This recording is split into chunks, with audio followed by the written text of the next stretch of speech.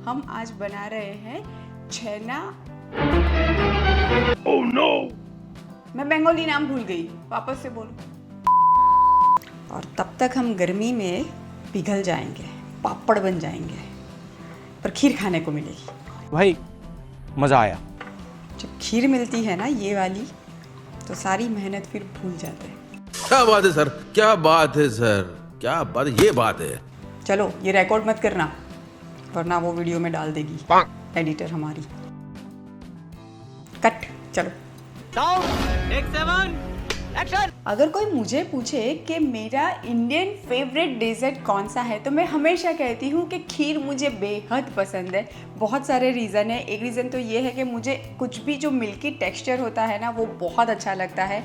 दूसरा कि बस कुछ ही इंग्रेडिएंट से खीर बनके रेडी हो जाती है, और जितनी भी सामग्री हमें चाहिए वो सब हमें घर से ही मिल जाती है।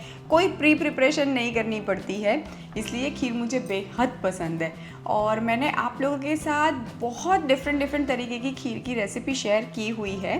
तो आज मैं एक और खीर की रेसिपी आप लोगों के साथ शेयर कर रही हूँ, और ये वाली जो रेसिपी है ये बंगाल से आती है। हम आज बना रहे हैं छेना पायस, यानी कि छेने की खीर, और ये भी मुझे बेहद पसंद है। और आज की ये जो छेने की खीर हम बना रहे हैं वो गुड़ से बनाएंगे, शक्कर से नहीं।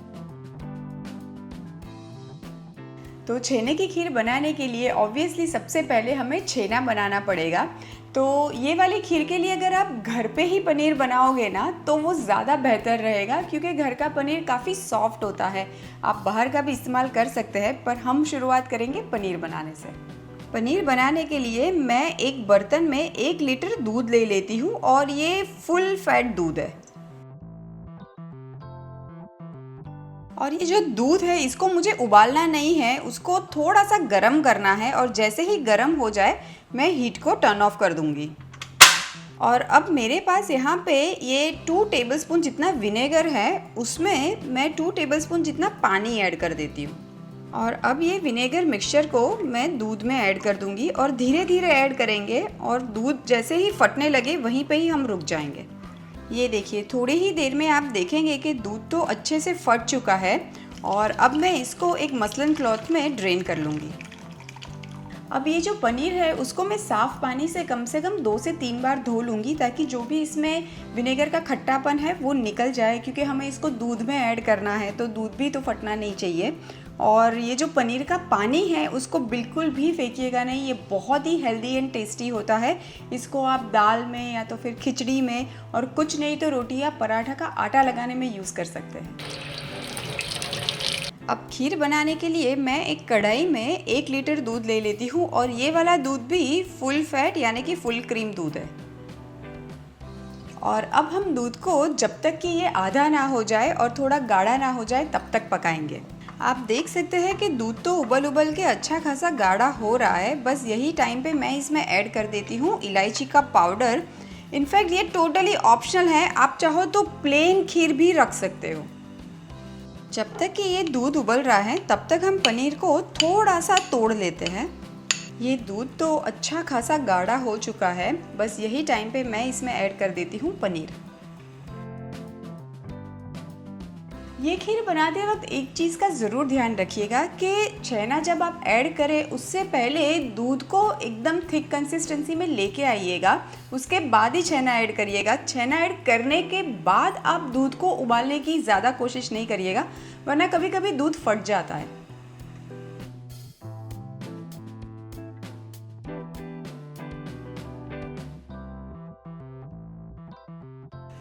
अभी छेना और दूध बहुत ही अच्छे से मिक्स हो चुका है, छेना भी अच्छा खासा फ्लफ़ी भी बन चुका है। बस यही टाइम पे मैं हीट को एकदम ही स्लो कर दूंगी, क्योंकि अब मुझे गुड़ ऐड करना है। मैं 3 टेबलस्पून जितना गुड़ का पाउडर यूज़ कर रही हूँ। अगर आप ज़्यादा मीठा पसंद करते हैं तो ज़्यादा भी ऐड कर सकते हैं, और गुड़ की जगह पे कंडेंस मिल्क का भी इस्तेमाल कर सकते हैं। ये देखिए, मज़ेदार सी छेना पायस बनके तो रेडी है, और गुड़ की वजह से ये देखिए कितना अच्छा कैरेमल कलर भी आया है। तो चलिए फटाफट से इसको सर्व कर देते हैं। ये खीर को मैं सर्व कर देती हूँ, और ये खीर भी नॉर्मल खीर की तरह आप ठंडा या गरम कैसे भी एंजॉय कर सकते हो। खीर के ऊपर थोड़ा सा बादाम और पिस्ता हम ऐड कर देते हैं। पर्सनली ये खीर ना मुझे एकदम चिल्ड पसंद है, इसलिए मैं ना जब खानी होती है ना उसके एक दिन पहले बना लेती हूँ।